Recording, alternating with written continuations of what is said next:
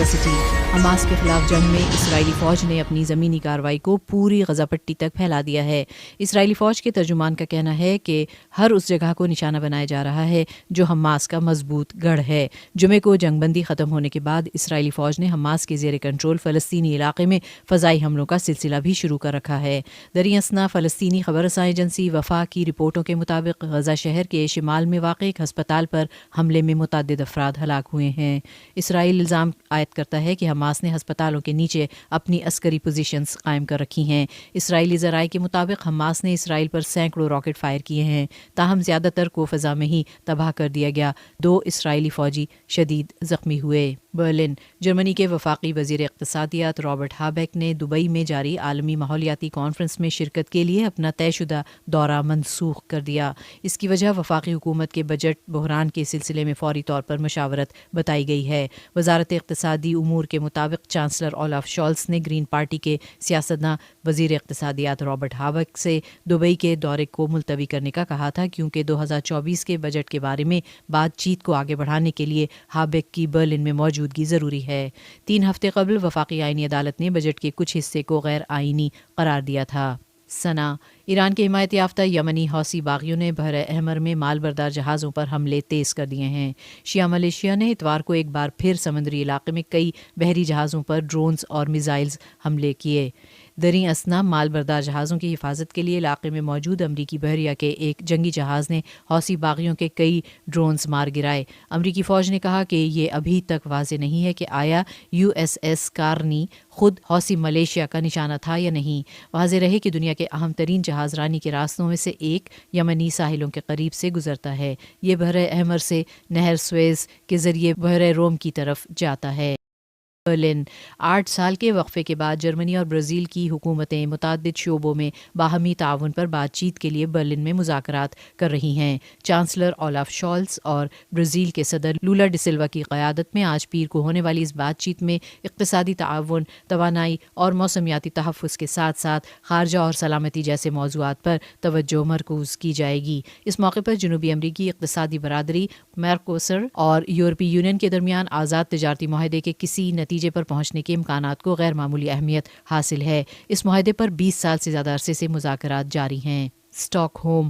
دنیا بھر میں گزشتہ برس یعنی 2022 کے دوران ہتھیاروں کی فروخت میں معمولی کمی ریکارڈ کی گئی۔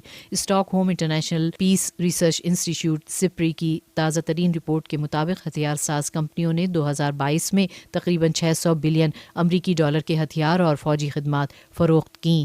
یہ فروخت 2021 کے مقابلے میں 3.5% کم ہے۔ اس رپورٹ میں دنیا کی 100 بڑی دفاعی کمپنیوں کے ہتھیاروں کے کاروبار کا جائزہ لیا گیا۔ یہ کمی بنیادی طور پر بڑی امریکی کارپوریشنز کی گرتی ہوئی آمدنی کی وجہ سے آئی ہے، جو بڑھتی ہوئی طلب کو فوری طور پر پورا کرنے میں ناکام رہیں۔ منیلا حکام نے پیر کو بتایا کہ فلپائن کے جنوبی صوبے میں آنے والے 7.4 ریکٹر اسکیل کی شدت والے زلزلے میں کم از کم 3 افراد ہلاک، درجنوں دیگر زخمی ہوئے، جبکہ سینکڑوں مکانات اور عمارتیں تباہ ہو گئیں۔ ہفتے کو آنے والے اس زلزلے کا مرکز صوبہ سوریگاؤ ڈیل سور کے کگوائت قصبے میں ہیناتوان شہر سے تقریباً 100 کلومیٹر کے فاصلے پر تھا۔ 2 دسمبر کے بعد سے اب تک قریب 2000 آفٹر شاکس ریکارڈ کیے گئے ہیں۔ اگلے چند ہفتوں میں مزید آفٹر شاکس سے بھی متنبع کیا گیا ہے۔ صہیونی حکومت کی فوج نے غزہ پٹی میں کمال عدوان ہسپتال پر حملہ کیا، جس میں درجنوں فلسطینی شہید اور زخمی ہو گئے۔ غزہ میں فلسطینی حکومت کے پریس دفتر نے کہا ہے کہ صہیونی حکومت کی فوج نے غزہ پٹی کے شمال میں واقع کمال عدوان ہسپتال پر بمباری کی ہے، جس کے نتیجے میں 10 فلسطینی شہید اور زخمی ہو گئے ہیں۔ فلسطینی حکومت کے پریس دفتر نے کہا ہے کہ قدس کی غاصب حکومت کی فوج نے دیگر 14 ہسپتالوں کو بھی نشانہ بنایا ہے۔ موصولہ رپورٹ کے مطابق کمال عدوان ہسپتال میں 35 سے زیادہ شہیدوں کی لاشیں بھی ہیں، جن کو صہیونی حکومت کی بمباری جاری رہنے کی وجہ سے دفن کیے جانے کا امکان نہیں ہے۔ دریں فلسطینی ذرائع ابلاغ کی رپورٹ کے مطابق صہیونی حکومت کے جنگی طیاروں نے غزہ کے شمال میں اور خان یونس شہر کے جنوب میں شدید بمباری کی ہے۔ اقوام متحدہ کے ادارے یونیسیف نے اعلان کیا ہے کہ غزہ میں بچوں کی ایک بہت بڑی تعداد جنگ کی بھیٹ چڑھی ہے۔ ادارہ یونیسیف کے ترجمان جیمز ایلڈر نے social media network X پر لکھا ہے کہ جنوبی غزہ پر اس وقت بدترین بمباری کی جا رہی ہے اور ہم بچوں کے بڑے جانی نقصان کا مشاہدہ کر رہے ہیں۔ انہوں نے کہا کہ غزہ میں بچوں کے جانی نقصان کے بارے میں سخت ترین انتباہ دیا جا چکا ہے۔ یونیسیف کے ترجمان نے اس سے قبل بھی شہر خان یونس کے اپنے دورے میں فلسطینی عام شہریوں کے خلاف صہیونی حکومت کے حملوں کو غیر اخلاقی اور غیر قانونی نیز وحشیانہ جارحیت قرار دیا تھا۔ یونیسیف کے ترجمان نے کہا تھا کہ انہوں نے ایسے بچوں کا بھی مشاہدہ کیا ہے جو فاسفورس بمباری میں جل گئے، ان کو دماغی چوٹ پہنچی اور ان کے بدن کے اعضاء کی ہڈیاں ٹوٹ گئیں۔ حماس کے فوجی بازو القسام بریگیڈ کے ایک کمانڈر نے کہا ہے کہ غاصب صہیونی حکومت کے 70% فوجی غزہ کے شمالی علاقے سے پسپائی اختیار کرنے پر مجبور ہو گئے۔ اس عرصے میں صہیونی فوج کو بھاری جانی نقصان اٹھانا پڑا ہے۔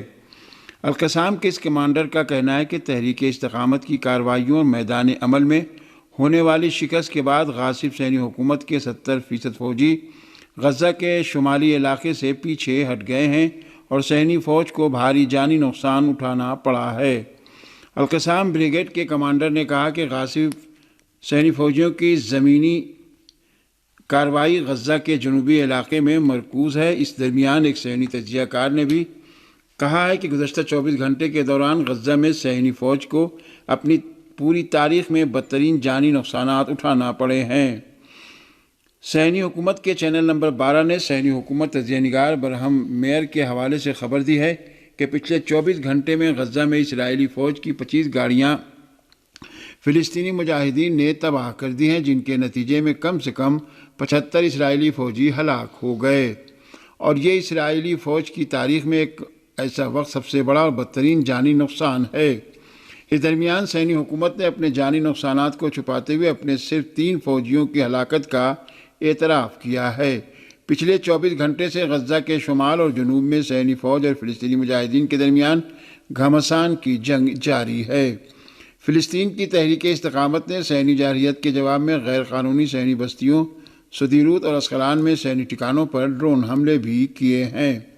صہیونی ذرائع نے رپورٹ دی ہے کہ تقریباً 6 سے 7 ڈرون طیاروں نے سدیروت کی فضا میں پرواز کی، جبکہ صہیونی فوج نے ان ڈرون طیاروں کو فائرنگ کا نشانہ بنانے کی کوشش کی، تاہم اسے کامیابی نہیں ملی۔ اس درمیان تحریک حماس کے رہنما اسامہ حمدان نے کہا ہے کہ غزہ ہمیشہ جارح قوتوں اور غاصبوں کا قبرستان رہا ہے اور رہے گا۔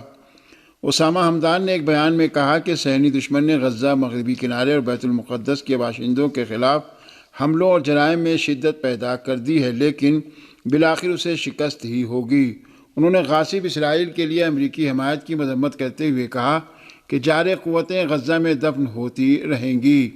حماس کے سینئر رکن نے اس بات پر زور دیتے ہوئے کہ دشمن 50 دن کی جنگ کے بعد جو کچھ حاصل نہ کر سکا وہ جنگ طول پکڑنے کے بعد بھی حاصل نہیں کر سکے گا، کہا کہ القسام اور استقامت دشمن کی جارحیت کا جواب دینے اور اپنے لوگوں کے دفاع کے لیے غاصب صہیونی فوجیوں اور افسروں کو نشانہ بنانے کا عمل جاری رکھیں گے۔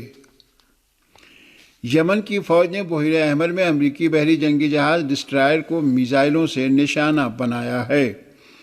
امریکی فوجی حکام نے بھی اس حملے کا اعتراف کرتے ہوئے کہا ہے کہ ارلی برگ قسم کے USS کارنی DDG-64 کو گائیڈڈ میزائلوں سے لیس تھا، یمنی فوج کے میزائل حملے کا نشانہ بنا ہے۔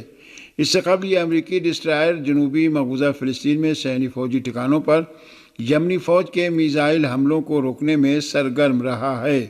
دوسری جانب غاصب صہیونی حکومت کے ایک اقتصادی ذریعے نے اعلان کیا ہے کہ یمنی فوج سے بڑھتے خطرے کے پیش نظر اسرائیل ایلات بندرگاہ کو ایک عرصے کے لیے بند کرنے پر مجبور ہو رہا ہے۔ صہیونی اخبار گلوبس نے بھی ایک رپورٹ میں اعلان کیا ہے کہ اسرائیل کے خلاف یمن کی مسلح افواج کی بحری کارروائیوں کے نتیجے میں ایلات بندرگاہ کو خاصا نقصان پہنچا ہے، جس کی بنا پر اسرائیل کی وزارت صنعت اس بندرگاہ کو بند کرنے پر غور کر رہی ہے۔ عراق و شام میں دہشت گرد امریکی فوجیوں کے اڈوں پر ڈرون طیاروں سے حملے کیے گئے ہیں۔ شام کے مشرقی صوبہ دیر الزور میں واقع عمر آئل فیلڈ کے گرین زون میں امریکی فوجیوں پر ڈرون حملہ ہوا ہے۔ عراق کی اسلامی استقامت نے اس خبر کا اعلان اور امریکی فوجی ٹھکانے پر ڈرون حملے ہونے کی تصدیق کی ہے اور کہا ہے کہ ڈرون طیارہ اپنے ہدف کو نشانہ بنانے میں کامیاب رہا ہے۔ عراق کی اسلامی استقامت نے بھی ایک بیان میں اسی طرح اعلان کیا ہے کہ عین الاسد امریکی فوجی چھاؤنی پر بھی ڈرون حملہ ہوا ہے۔ ادھر شمال مشرقی شام میں الخزرہ کے علاقے میں امریکی فوجی اڈے پر بھی ڈرون حملہ ہوا۔ عراق کی اسلامی استقامت نے ان تمام حملوں کو کامیاب قرار دیتے ہوئے کہا ہے کہ یہ تمام ڈرون حملے غزہ میں عام شہریوں کے خلاف وحشیانہ صہیونی جارحیت کے جواب میں انجام دیا گیا ہے۔ ہندوستان کی شمال مشرقی ریاست میزورم میں آج پیر کو حالیہ اسمبلی انتخابات کے ووٹوں کی گنتی ہوئی، جس میں انتخابات میں پہلی بار شرکت کرنے والی اتحاد ZPM نے 40 میں سے 27 سیٹیں جیت کر مکمل اکثریت حاصل کر لی اور حکمراں فرنٹ 10 سیٹوں تک سمٹ کر رہ گیا۔ میڈیا رپورٹوں کے مطابق ہندوستان میں نومبر میں 5 ریاستوں مدھیہ پردیش، چھتیس گڑھ، راجستھان، تلنگانہ اور میزورم میں اسمبلی انتخابات ہوئے تھے۔ 4 ریاستوں میں گزشتہ روز اتوار کو ووٹوں کی گنتی ہوئی، جبکہ میزورم میں ووٹوں کی گنتی آج پیر کو ہوئی۔ 5 ریاستوں میں سے 4 ریاستوں میں ہونے والی ووٹوں کی گنتی میں 3 ریاستوں مدھیہ پردیش، راجستھان اور چھتیس گڑھ میں BJP نے میدان مارا ہے، جبکہ جنوبی ریاست تلنگانہ میں کانگریس میں جیت حاصل کی۔